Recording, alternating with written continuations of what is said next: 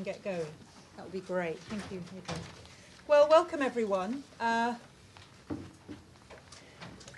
this meeting on China and Africa, the new role of the BRICS in low-income countries. Now that some of the hyperbole around China's role in Africa has begun to moderate, if not die down, what we're seeing is the emergence of more balanced and scholarly assessment of the influence of specifically Chinese aid and investment in Africa and the impact on Africa's development process. But I think more broadly, questions emerging about the growing role of emerging market economies in Africa's development. And I was reading a Financial Times article just recently about China and Africa, which suggested that its influence in Africa represented a kind of geopolitical shift of the magnitude of the fall of the Berlin Wall. So for many, this is a major shift in relations. And no better a speaker to start us off on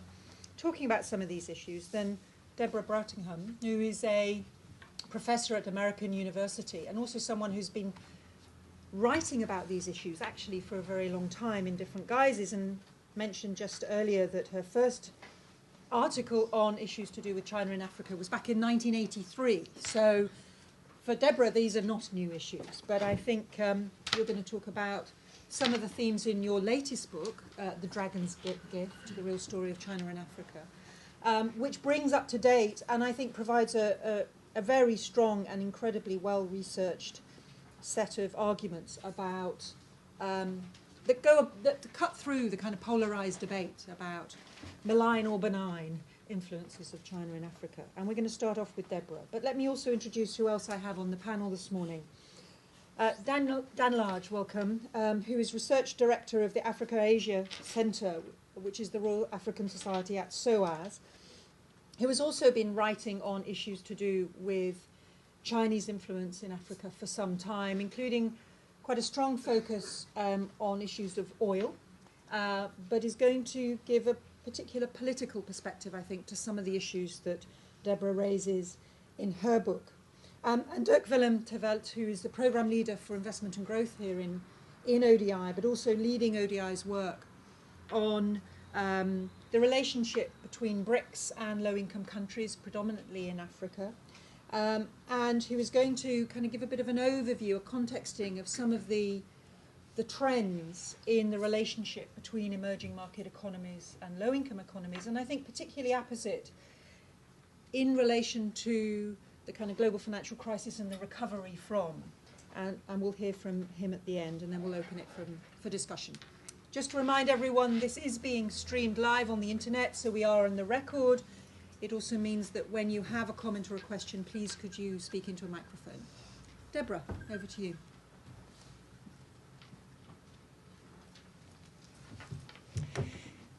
Thank you, Alison, for that introduction. And thank you to ODI and to JICA for making it possible for me to be here today.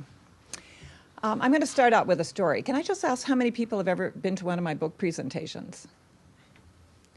Oh, a few. So a few people have heard this story before, but most people haven't. So I'm going to start out with a story that starts once upon a time.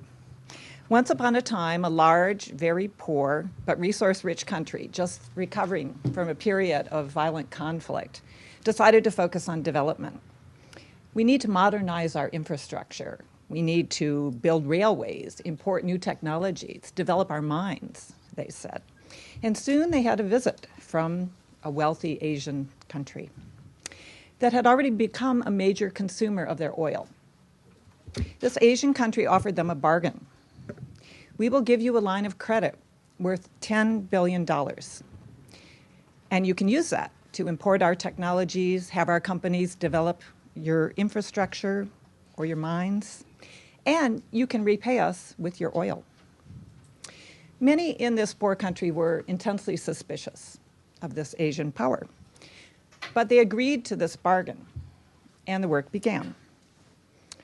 So some of you know which two countries I'm talking about. But think in your mind for a minute. Anyone have any ideas who hasn't heard me speak before? Of course. China was one of the countries, obviously. China was the large, poor country with oil. And the wealthy Asian country was Japan. And the time was 30 years ago, or a little more. And China was just emerging from the Cultural Revolution. And when Deng Xiaoping proposed this in China, it was intensely controversial. And in fact, it wasn't able to happen for about 4 years or so after it was first discussed. But he prevailed, and China went on to prosper, and this relationship helped. And there are several points here that relate to China's engagement in Africa. First, this was not altruism on Japan's part. This was not foreign aid. This $10 billion line of credit was at market rates. Foreign aid came later, but not in the beginning. But most importantly, and second, is that China's leaders saw this relationship as something they could use for their own development. And Japan was pleased to get access to China's oil and sell them equipment and manufacturing and services for infrastructure. And the rest, as they say, is history. So I hope you were surprised by this story and by some of the reactions I think you were. China is offering the same bargain to many African countries today. Leverage what you have and what we want. Leverage your oil in Congo-Brazzaville. Leverage your sesame in Ethiopia. Leverage your cocoa in Ghana. To build the telecoms, the power stations, the railways, the roads, the infrastructure you believe to be necessary for your country's development. And on hearing of one major deal in the Democratic Republic of the Congo, an editor at the Financial Times wrote, Beijing has thrown down its most direct challenge yet to the West's architecture for aiding Africa's development. And I think he was right. And this challenge is not just about low environmental and social and safety standards on Chinese projects, which are definitely a fact. It's not just about governance, which is also an issue, and an important and real one. But it's more fundamentally about how the aid and development financed infrastructure actually work today and how it might change. So I'm not going to be giving a complete overview of the book today. And I also want to start out by saying that the book, I hope, is a balanced overview of what China's doing today. A lot of what we read about is negative in the Western media. If you read the Chinese media, it's wholly positive. So there are two polarized views out there, and I try to skirt between them. But in the West, we hear that China's the new colonialists in Africa, that their aid is toxic, that they're making poverty worse.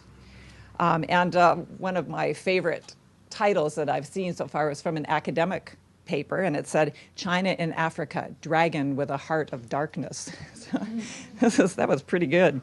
But I found all of this alarming because, as Allison said, I've actually been working on this for almost 30 years, and a lot of what I was reading about didn't reflect what I knew about Chinese engagement in Africa. And so I decided to do this new book. So in a way, it took me 3 years to write this book, but in another way, it took me about 30 years to write it. And I've been to China multiple times. I've gone to many countries in Africa, including the Gambia, Liberia, Sierra Leone, Nigeria, Tanzania, Zimbabwe, Mozambique, Zambia, South Africa. And then my research assistant, Tang Xiaoyang, went to Egypt and Ethiopia on this project. And so I do a lot of things in this book. That's the story about Once Upon a Time. I try to provide a historical and a comparative context for what China's doing. I want to try to explain how aid and economic cooperation actually work. I want to talk about the impact of Chinese engagement on development in Africa. And I want to provide an evidence-based analysis of many of the claims that are made in the conventional wisdom. So China is different. There's no doubt about that. And they're different for at least 4 reasons here. And one is their foreign policy framework. And in Chinese foreign policy, there are many things that are different. But one is that their notion of sovereignty and is very, very strong. But connected to that is this idea of non-interference in the internal affairs of other countries. That's very different from, for example, the Wilsonian ideas that underpin American foreign policy that say we should interfere in other countries in order to try to improve them. The Chinese don't believe in that. But another thing in their core foreign policy ideas is the idea of mutual benefit, so that foreign policy relationships and economic relationships should be about mutual benefit, not just altruism, one-way alms. So their foreign aid is about mutual benefit. And another is their core ideas about development. Their core ideas about development are a lot simpler than ours. They focus on infrastructure, agriculture, industry. And that's the foundation. That's what they did at home, and that's what they're doing abroad as well. And they have experienced themselves as recipients of aid and loans from wealthier countries. And that's something most of us in the West don't have a lot of experience. Most of our countries don't, with some exceptions with the Marshall Plan in Europe. And finally, they're an East Asian developmental state, I argue. And they're following in this way in the footsteps of other countries and nations and places like Taiwan, Korea, Japan, and even Singapore. And so in that sense, they're also quite different from the West. So what I want to focus on today is just two things. I'm sorry you don't all have seats, but there are some seats available here in the front. But as a speaker, it's always nice to see a packed room. So I'm going to talk about two instruments of engagement. It's resource-backed infrastructure loans and overseas economic zones. And these, I'm talking about these because they're hybrid. They're not foreign aid, really, although there may be some foreign aid associated with it. They involve public-private partnerships, which is something that we've been hearing a lot about in the development field. As I said, they're not official development assistance, by and large, supported, but they're still developmental. And I think these reflect something that a Chinese official said in 2008, our cooperation with Africa today, as well as aid, and these are two separate things, economic cooperation and aid, has shifted from direct financial assistance to the output of development experience. And so both of these instruments go along with that. So in order to introduce these, I have to give you a little bit of background first. And the background is this. In 1994-95, there was a major reform in China of their foreign aid system and also their banking system. And these two things came together. And in 1994, there were set up 3 policy banks. And the rest of the banks in China were set for commercialization. So they would operate more like commercial banks and make decisions on commercial principles. The policy banks make decisions on policy principles. They're directed by the government. And there are 3 policy banks, the China Export-Import Bank, China Development Bank, and China Agricultural Development Bank. Now, China Development Bank is now in the process of being commercialized, but the other 2 remain policy arms of the Chinese government. Now, Exim Bank has a number of different instruments. They have export sellers credits. These go to large Chinese companies to give them means to get business. They have export buyers credits. These go to countries usually to get them to finance imports of Chinese goods and services. Preferential export buyers credits. These are issued in dollars. Concessional aid loans, which are issued in renminbi, and guarantees. And then China Development Bank also has a number of different instruments, but they're not yet hugely active in Africa. It's more Exim Bank that we're talking about. It's starting to change, but right now China Development Bank is a big actor in Latin America. So, export buyers credits. There are a number of different varieties. There's a normal line of credit. This might be issued to a country like Mauritius. Nigeria has also received one of these. And this normal line of credit could be preferential or it could be market rate. And it's a line of credit that's offered and then projects are decided out of that line of credit in conjunction with the government. There's a second model, which is a resource-secured line of credit. Angola's gotten these, and we'll talk about those more in a minute. Ghana also has one that was secured with cocoa for the Bui Dam. And then there are packages, which are export credits plus resource investment. Chile got one of these, the Chilean state-owned copper company. And the DRC project that we've heard about with the copper and cobalt is also that kind of package.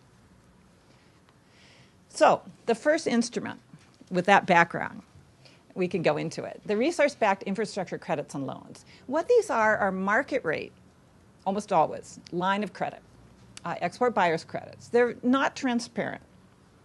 They're tied to Chinese goods and services, although there have been exceptions. For example, in Angola, the Angolans insisted that 30% of the credit be rerouted to subcontract out to Angolan firms. So 70% would finance Chinese firms, and 30% would finance through the Chinese firms would be subcontracted to the Angolan firms. It's request-based, so that is the projects that are done out of this are supposed to come from the government that receives it. And these are secured by resources, and we'll talk about the Angola example. There have been a number of these that we know about for sure. In Sudan, in the oil industry, in Congo-Brazzaville in 2001, Nigeria in 2004, there were 2 oil or gas-fired power plants that were financed with oil-backed credits. Angola 2004, the first of 3. Equatorial Guinea 2006, Ghana, the Bui Dam, and the DRC project in 2008. And so far, from my calculations, about 14 to 16 billion, excluding Sudan, has been financed this way. And there are other negotiations underway in Gabon, Guinea, and Zimbabwe. None of these have actually been finalized, and we could talk about those more. So what does this look like in Angola? This is from the 2004 credit. China Exim Bank and Standard Chartered. I compare them in order to show what's similar and what's different. The West also does this, but it's our private banks that do it, not our state banks. So in the first credit was for $2 billion in 2 tranches. So it was issued at a market rate, LIBOR, the London Interbank Offered Rate. I'm sure everyone here knows what LIBOR is since we're here in London. But this is a rate that is given by banks to other banks. LIBOR plus 1.5%, 12-year maturity, and a grace period. And Standard Chartered, which also gave a loan the same year, $2.35 billion, also oil-backed, but it was at LIBOR plus 2.5%, 1 percentage point difference, and the maturity was much shorter, and there was no grace period. So these are the differences. It's a commercial rate, but it's a very good commercial rate. Both of these, again, were oil-backed. But the difference with the China Exim Bank is that it was tied to infrastructure. And so we can see the first tranche of $1 billion. This is all on the Ministry of Finance website in Angola. So it's not transparent, and yet there is a lot more information than you would expect. And it went into, I'm not going to list these, but these are just a number of the projects that are listed there, each with their costs and their locations. And you can find that information. It's all in Portuguese, of course, but it's not that hard to understand. So this is just a number of different things that were financed under the first $1 billion. Including polytechnic colleges, provincial health centers, ambulances, irrigation systems, water, electricity, and so on. Now, you're not going to be able to read this chart here, which is the Exim Bank loan cycle. But the main thing that I want you to see is, yes, down here. The money doesn't actually ever leave China. It goes from the Exim Bank down to the Chinese executing agency. And it doesn't actually go to Angola at all. So the money stays within China. And the Angolan government will authorize the disbursement to the Chinese company. And then the Chinese company will authorize disbursement to the Angolan subcontractors. Now, what are the risks and benefits of this model? The risks are, will the country get value for money in these projects? There's not international competitive bidding on these. They may be overpriced. And there may not be much even bidding within the Chinese system, although there's supposed to be 3 Chinese companies that bid on each of these projects. Will the projects be selected for feasibility? We don't know if there's a cost-benefit analysis done of each project.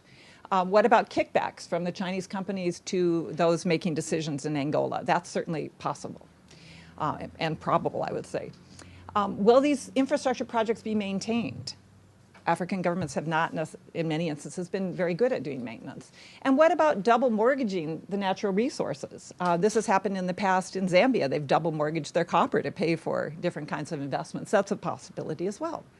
On the other hand, they provide some benefits. And I argue in the book that they actually can act as an agency of restraint in a resource-cursed country, so that at least some of their resource exports can get channeled directly into infrastructure, even despite all of those risks, in ways that would not be the case if they were just exporting that oil to America, which is what Angola has been doing in the past. It also eliminates the embezzlement risk, at least as far as Angola is concerned, because the cash doesn't come in through the system.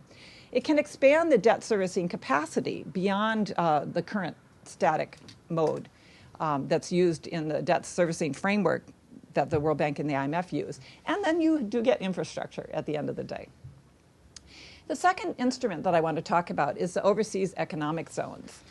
And this is something I've just finished writing a paper about that expands on what I have in the book, but what I'm mostly talking about here is contained within the book. This picture here is from Lekki Economic Cooperation Zone in Lagos State in Nigeria. But you can find these on the internet for just about all of the zones. And what these are overseas industrial zones, but they can also take different forms. In 2006, and I've seen almost no reporting of this, but the Chinese announced that they wanted to do 50 of these overseas zones over time. Why do they want to do these overseas zones? Well, these are in part by having Chinese companies move offshore. This can reduce trade frictions and barriers. So Chinese companies can produce in Nigeria, and then they can export to Europe and get in with African benefits. It can assist China's domestic restructuring by moving the lower end offshore. It can increase demand for Chinese machinery as they export into these zones. It can create economies of scale for overseas investment by clustering them together and providing infrastructure. It can help China's small and medium enterprises to venture offshore in groups because they can go together. And it's an element of diplomacy. It can transfer China's experience to other developing countries. And we know that these overseas zones in China, like Shenzhen and others, have been quite influential in China's early days, turning toward the market. Now, I have a few slides here that I took in Africa of Chinese investments in manufacturing, just to show you that they are actually existing. This is an old aid project in Tanzania. It's the Friendship Textile Factory, and it looks like, it's so Chinese. Profit is a result of increased effort.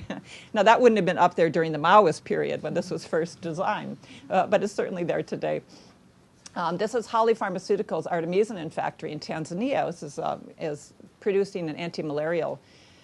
This is in Nigeria. This is not a Chinese factory, but a Nigerian factory. But they have technical assistants, technical partners with a Chinese company. And this, what looks like a Chinese laborer here, is actually the translator. There are two Chinese engineers that work with the Nigerians here, and he is the translator, but he's doing what looks like manual labor there. This is a joint venture with a Chinese company and a Nigerian. It's just getting set up. It's going to be producing tires in Nigeria as well. And this is an instant noodle factory that, again, is still in the process of being commissioned. Now, how did the Chinese do this? It's an interesting model.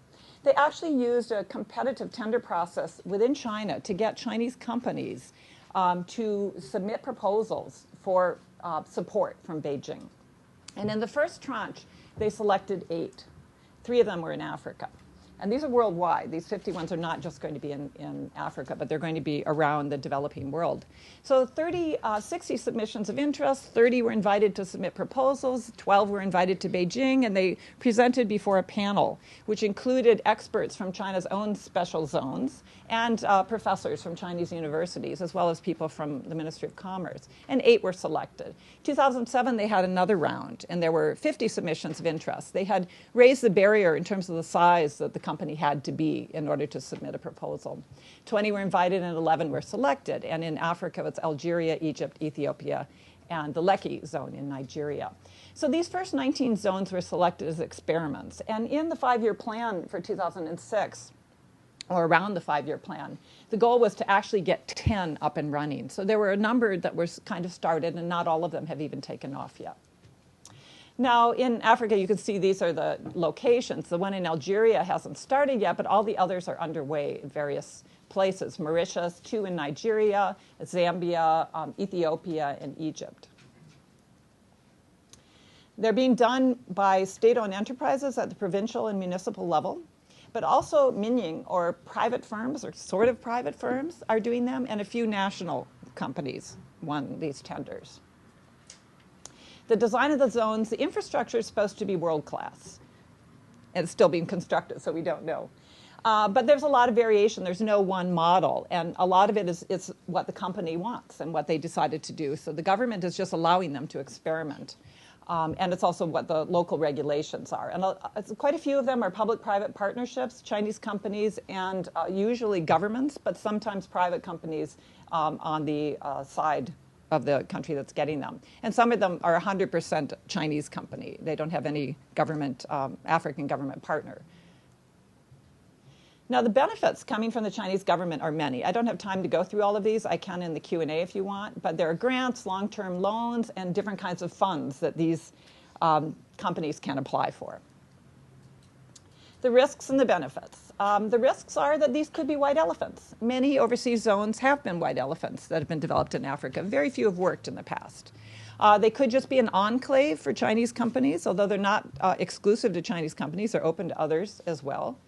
They may not transfer their technology if it is an enclave like that. Labor and environmental standards are always problematic in these kinds of zones in weakly governed countries, and that will be no exception here. And then will the African countries learn how to actually do this kind of zone model effectively, the way the Chinese have done it? That's an open question. The benefits are that these zones have the backing of Beijing, and so the government is willing to intervene to try to smooth problems and get them moving forward. A company is the developer, and so they're putting their own money into it, and they have an incentive to make it work.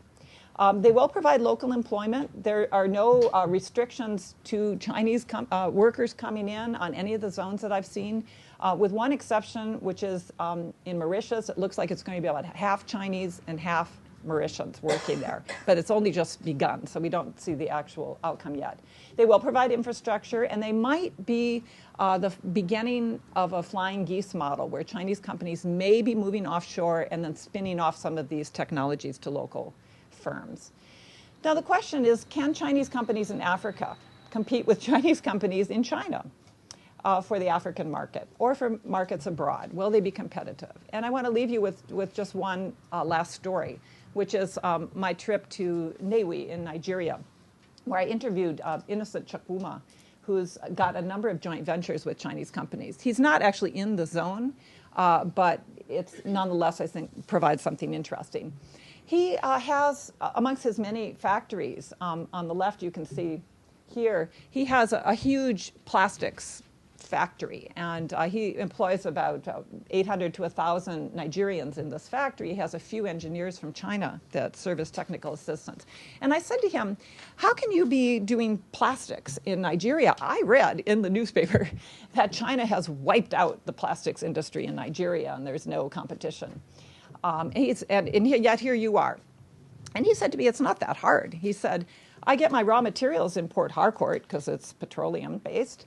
He said, I import my machinery from China, so I'm getting the same machinery that they're using. He said, I actually have a factory in China that produces tires, and I pay my workers here and my workers in China exactly the same. And he said, I have a distribution network that goes all over Nigeria and in the neighboring countries, and Chinese here don't have that. He said, so it's not that hard. I'm actually doing quite well.